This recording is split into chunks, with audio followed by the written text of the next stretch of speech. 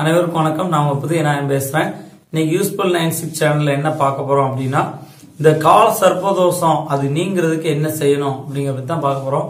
கால சர்ப்பதோஷம்னா என்ன அப்படின்னு ஏற்கனவே நம்ம வீடியோ வெளியிட்டு இருக்கோம். அது நீங்க ஒருவேளை பார்க்கல அப்படின்னா கீழே டிஸ்கிரிப்ஷன்ல அதோட லிங்க் இருக்கு, அதுல போய் நீங்க பாத்துக்கோங்க.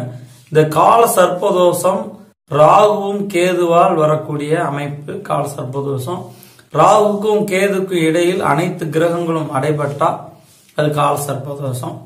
ராகு அப்படின்னு சொல்லப்படுறது காலன், கேதுன்னு சொல்லப்படுறது சர்ப்பம். இந்த இரண்டுக்கு இடையில் 7 கிரகங்களும் அடைவதால் உருவாகுது கால சர்ப்பதோஷம். சரி, இந்த கால சர்ப்பதோஷத்துக்கு என்ன செய்யணும் அப்படின்னு நம்ம பார்த்தோம்னா, முதல் விஷயம் என்ன அப்படின்னா, ராகு கால வேளையில் துர்க்கையை வணங்குவது. ராகு காலத்துல நம்ம துர்க்கையை வணங்கணும். அந்த கால சர்ப்பதோஷத்தினால திருமண தடை, திருமணம் மட்டும் இல்ல சுப காரியங்கள் தடை ஏற்படும்.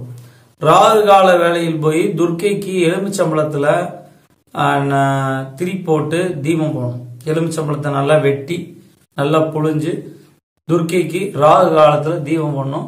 அப்படி தீபம் போட்டு வந்தா இந்த கால சர்ப்பதோஷுடைய பாதிப்புகள் குறையும். அப்படி இல்லை அப்படின்னா காளகஸ்தி, திரு நாகேஸ்வரம், திரு பாம்புரம், சங்கரங்கோயில், நாகர்கோயில் போன்ற நாக கஷேத்திரங்கள்ல போய் இந்த தோஷத்தை கழிப்பதற்காக வேண்டி முறையாக வகுக்கப்பட்ட அந்த வழிமுறைகளை கடைபிடித்து இந்த தோஷங்களை நீக்க வேண்டும். அப்படி நீக்கினா அந்த தோஷம் நீங்கும். இந்த தோஷத்தினால் முக்கியமான விஷயம் என்னன்னா, சுப விஷயங்கள் தட்டி போகும். அடுத்த ரொம்ப ஒரு முக்கியமானது கால பைரவர் வழிபாடு. கால சர்ப்பதோஷம் நீங்க கால பைரவரை வணங்க வேண்டும். கால பைரவர் வழிபாடு யார் சரியாக செய்கிறார்களோ அவர்களுக்கு கால சர்ப்பதோஷத்தால் பாதிப்பு வராது. கால சர்ப்பதோஷம் ஒரு ஜாதகத்துல இருக்குன்னா அவர் பைரவருக்கு வெள்ளை துணியில் 27 மிளகு வச்சு அந்த வெள்ளை துணியை நல்லா கெட்டி ஒரு கிளியஞ்சட்டி, அதாவது அகல் விளக்குல அந்த வெள்ளை துணி கெட்டின அந்த மிளகை வச்சு நல்லெண்ணெய் ஊத்தி தீமை ஏற்றணும். இது ராகு காலத்தில், அதுவும் குறிப்பாக ஞாயிற்றுக்கிழமையில் வரக்கூடிய 4:30 6 மணிக்குள், அதாவது 4:30 to 6 ராகு காலத்துல இந்த மாதிரி மிளகுல தீபம் போடணும். அப்படி தீபம் போட்டா கால சர்ப்பதோஷம் நீங்கும். இந்த 2 வழிகள் இருக்கு. ஒன்னு துர்க்கைக்கு நம்ம விளக்கு போடுறது, திருநாகேஸ்வரம் போட்டு பெரிய ஸ்தலங்கள் போறது, அப்படி இல்லைன்னா பைரவர் வழிபாடு செய்யறது.